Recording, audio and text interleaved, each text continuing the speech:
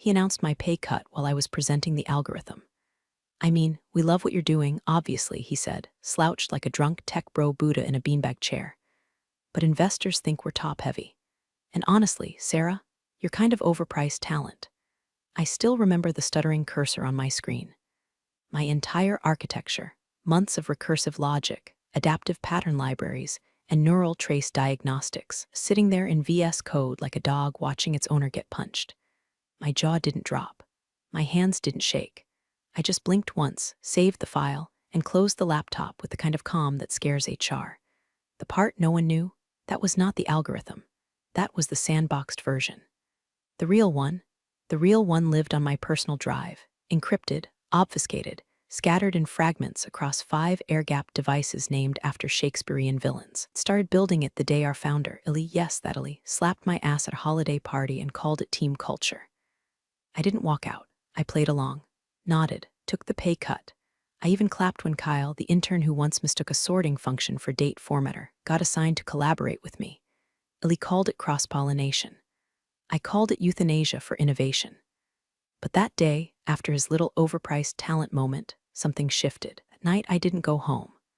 I booked a 2-star motel under the name Harriet Voss, ordered a Caesar salad and 6 packets of soy sauce from Uber Eats. Don't ask, it's a ritual, and spent the night reconstructing the final piece of the loop. The bit they never understood, my algorithm didn't just predict behavior. It predicted intent, motive, hidden variables, human contradiction.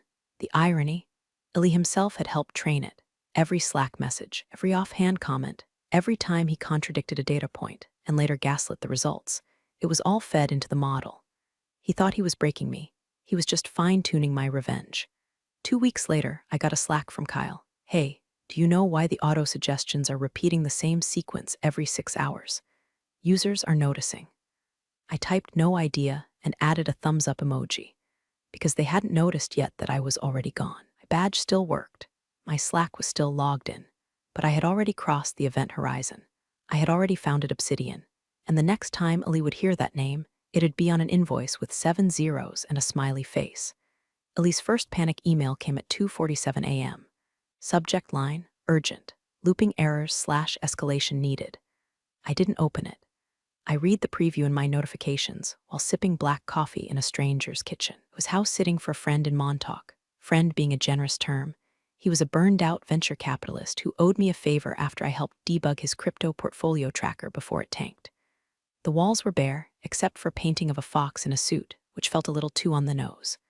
I leaned back, let the silence settle in, and finally replied, "Sounds serious. Try reverting to the December build. Good luck." They couldn't. I knew they couldn't. December build had dependencies I'd intentionally mislabeled. Harmless then, catastrophic now. The auto-suggestions were spiraling, generating duplicate responses with subtly racist undertones. Users were tweeting screenshots with the hashtag #RoboBigot. Illy responded by posting a picture of his dog. Meanwhile, Obsidian was alive and quiet. We weren't public yet. No press. No Twitter. No press kits. Just 6 people, me, backend savant I met during a lightning talk on recursive ethics, a UI designer who used to build slot machine interfaces, and 3 ex-Spotify engineers who left after realizing their salary bands had more tears than a Vegas wedding cake. All brilliant, all pissed. But here's the thing, we didn't build an app. We built the ghost in their machine. A predictive shell that could wrap around existing AI systems, watch their outputs, and quietly, invisibly, prove them. No fingerprints, no PR fluff, just ruthless efficiency, and most importantly, total ownership. Every line of code signed, timestamped, encrypted. Back at Illy's startup, things were imploding. The client meetings were being postponed. Their flagship chatbot had developed a glitch where it responded to basic customer questions with snippets of Drake lyrics. Kyle sent me a frantic message. "Hey, I think something's wrong with the weights table. It's like generating false positives from search queries." The pizza app tried to order a funeral bouquet. I replied with a single word, "Yikes." Internally, they were calling it the spiral. Externally, they were blaming a rogue update pushed by an overworked contractor in Eastern Europe. And through it all, Illy was tweeting about grit. What he didn't know, Obsidian had already signed its first deal. The European fintech company, tired of their chatbot making passive-aggressive comments during account resets. They didn't want our name on anything. just results. Clean, fast, no drama. We delivered in 4 weeks. And in our contract was a single clause: all improvements made to prediction models under this license remain property of Obsidian AI, which meant we got smarter with every job. While Ellie's team was flailing in a code base they didn't understand, mine was evolving like bacteria learning how to survive antibiotics. And I was still playing dumb, still replying to Ellie's frantic emails with passive suggestions and outdated links, letting the rot grow from inside, because I didn't want to kill his company. I wanted him to need me, to license me, to pay 7 figures for the thing he called overpriced talent. And the best part, I already knew he would. The day Ellie's desperation peaked, he didn't call. He showed up. I was sitting at a corner booth in a minimalist cafe in Tribeca, concrete walls, succulents in jars, overpriced matcha that tasted like regret. I was reviewing Obsidian's new anomaly detection module when I saw him through the window, pacing outside like a panicked Sims character. Same Patagonia vest, same smug-lost hybrid expression. Only now it looked like someone had scraped the ego off his face with a belt sander. Didn't recognize the guy sitting across from me, my co-founder Theo, the back-end savant with a face like he just rolled out of a quantum tunnel and forgot to brush his teeth. Ellie walked in like a man used to interrupting women and ordering cold brew with buzzwords. "Sarah," he said, pretending I wasn't in mid-conversation. "Hey, got a sec?" I didn't answer. I just stared at him, dead in the eyes. Let the silence bake like a pie in hell's oven. He tried again. We're having a bit of a fire. On the back end, couple clients pulling back. Just wanted to see if maybe we could, bring you in, just to consult. Consult. This man once told me I was emotionally inefficient because I refused to explain recursion using cooking metaphors for his investors. Now he wanted a favor. Theo leaned in, completely deadpan. "You mean the recursion kernel she personally authored, when you patched over with Kyle's post-it note logic and a dream?" Ellie's smile cracked. "Look, I get it, I fed up. I should have valued your contributions more, okay? But the board's breathing down my neck. We've got contracts, real money at stake. You want revenge, fine, you win. Just help us stabilize, we'll pay, name it." I slid him a napkin. On it, $1.3M up front, 12-month license. All support through Obsidian. No ownership, no PR mention. No Kyle. His hands shook when he read it, not from anger, from acceptance. The kind of tremor that comes when a man realizes the girl he called too sensitive for C++ now held the patent to his exit strategy. He tried to haggle. "Come on, Sarah, we go way back." I tilted my head. "Ellie, the only thing we share history on is poor judgment. Yours." He signed the napkin with the same Montblanc pen he gave me 2 years ago after I demoed our prototype to VCs while he was too hungover to attend. I watched the ink bleed like a confession. Then I stood up, tucked the napkin into my laptop sleeve, and said, "Next time you undervalue a woman, make sure she's not riding your entire future in silence." Outside, Theo smirked. "Think he'll tell Kyle?" I smiled. "Kyle's busy debugging his dignity." We walked away. And Obsidian was about to become the whisper in every room they thought was soundproof. 3 weeks after the napkin deal, Obsidian's backend quietly went live inside Ellie's system. No splash, no announcement. Just a silent ghost slipping into the bloodstream of a company that didn't even know it was dying. We called it Mirrormoth, a self-healing prediction module with a bite. It patched their broken user logic, smoothed their abusive loops, and, unbeknownst to Ellie, started flagging and recording every contradictory input from his leadership team. Because I wanted receipts. Because I knew this wasn't over. Because narcissists don't thank you, they reload. Meanwhile, our second client, a fashion retail platform, doubled their trial into a $2.4 million annual deal after Mirrormoth increased their cart conversion rate by 17% in 5 days. Feedback was surreal. Feels like the AI can read the customer's mood, not just intent. Exactly, it could. I didn't build a chatbot. I built a profiler with charm. And Ali? He started poking around. It started with dumb questions. Slack messages asking for a breakdown of the new architecture, even though the contract explicitly denied him access. Then passive-aggressive tweets about over-engineered black boxes. One day, accidentally sent me a calendar invite to a board meeting where the topic line read, "Phase out Obsidian dependency, bold," especially since Mirrormoth was already 5 layers deep in his stack, doing more than he even knew. He thought he had licensed it. He hadn't realized he'd outsourced his company's soul. So I did something petty. I triggered the flicker. It was a hidden subroutine we built into Obsidian as an internal QA tool, but when deployed externally, created a subtle tremor. Every sixth user interaction, every sixth precisely, responded just slightly wrong. Not enough to break things, but enough to unsettle. A typo here, a wrong name there, a mistimed emoji. Confusion spread like cologne in a middle school locker room. Their biggest client, a wellness subscription service, noticed first. They emailed Illy, "Why is the AI calling our female customers bro?" Then, "Is it mocking anxiety symptoms now?" 3 days into the flicker, Illy called, direct. No Slack, no email. "Sarah, what the hell is going on?" I was at a rooftop bar in Lisbon, staring out over pink tile roofs and pretending to be surprised. "Going on with what?" "The loop. Something's broken. Clients are mad. They're static in the emotional parsing." "Did you change something?" "No," I said. "You did." Silence.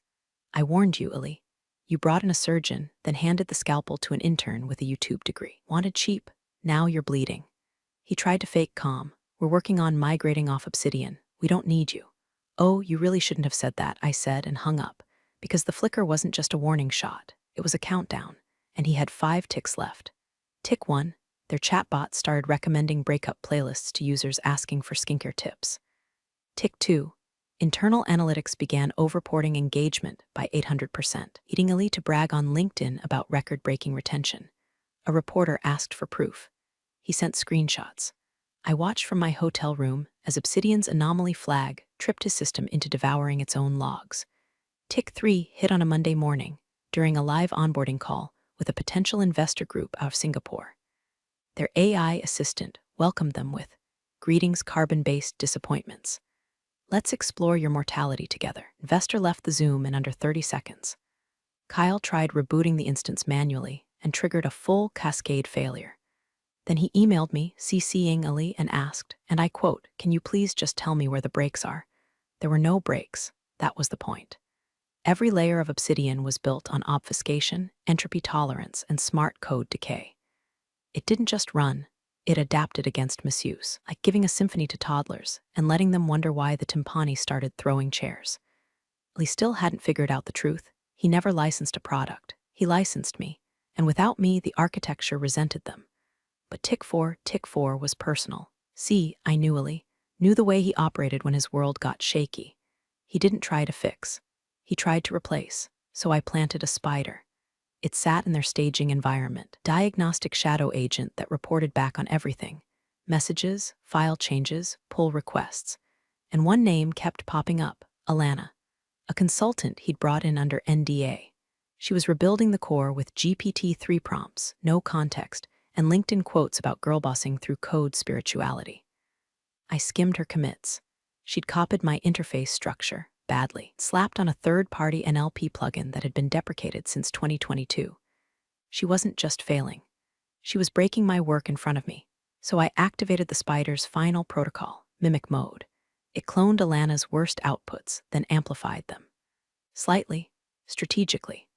Her models began suggesting users invest in pyramid schemes, congratulate people on recent divorces, and recommend starting emails with "Hey slut." The time Lee caught it, he blamed her. Fired her, publicly. Loudly, he posted, "We will always hold our engineers to the highest standards of integrity and product excellence." Tick 5 landed the next day. Their AI flagged their own CEO, Illy, as a hostile entity in its sentiment filter. All outbound messages signed by him were now being rewritten to sound threatening. A sample: "Thank you for reaching out. I hope you get what you deserve. Appreciate your feedback. You should reconsider your tone." Investors panicked. Clients ghosted, and Illy called again. But this time he didn't ask for help, he asked for terms. He called like a man who just stepped into a bear trap and was trying to barter with the steel. "Name your price," he said, voice flat like a battery-operated hostage. "We'll license the stabilized version, full scope. No restrictions, just make it stop." I sipped my espresso. Porto skyline behind me, sea breeze soft, laptop humming on a wrought iron table. Theo was across from me debugging a crypto wallet plugin that had accidentally become self-aware. "Casual Tuesday. You mean the stabilized version that doesn't think your existence is a security threat?" I said. Illy exhaled like a deflating sex doll. "Sarah, come on." "No. Let's not Sarah, come on. You called me overpriced, replaced me with a walking inspirational poster and a boot camp dropout. You built a house on my bones, then blamed the ghost when the walls started screaming. He went quiet. Then, I'll do public credit. I raised an eyebrow. You'll what? I'll say the tech was originally yours. I'll do a press release, a video. I'll talk to Wired. Just fix it. This man would rather confess to high treason than admit a woman outbuilt him. I could almost taste the bile he was swallowing, but I wasn't here for validation. I was here for ownership. I want a 10% stake, I said. Pause, static. His disbelief whistled through the phone line. That's insane. No. What's insane is you thinking you own what I wrote. What's insane is you licensing stability from me while still monetizing my wreckage. You want the cure? You pay like it's chemo. You're blackmailing me. I'm offering life support. You can always pull the plug. Let Kyle handle it. Heard the background click of someone typing. Maybe a lawyer. Maybe a board member. Maybe Kyle crying into his hoodie sleeve. Fine, Ellie said, but I want exclusive rights to the updated model. None of this distributed ghost in the machine crap. No more obsidian tentacles inside other clients. And there it was. The catch. The little squeeze of control that told me Ellie was still Ellie. That underneath the sweat and desperation, he still thought he could win. I laughed. Think I'm running Obsidian to make money? Ellie, we are the tentacles. There's no updated model. There's no central server. Obsidian is distributed. You've been renting a limb. You want more? Learn to live with the body. Click. I hung up. Let him stew. Because I knew what he didn't. The deal was already signed. Not with him, with one of his investors. And what they bought wasn't just Obsidian's next model. They bought his user base. His backend. His client list. Didn't need to accept my terms. He just needed to check his cap table. And realize it no longer included him.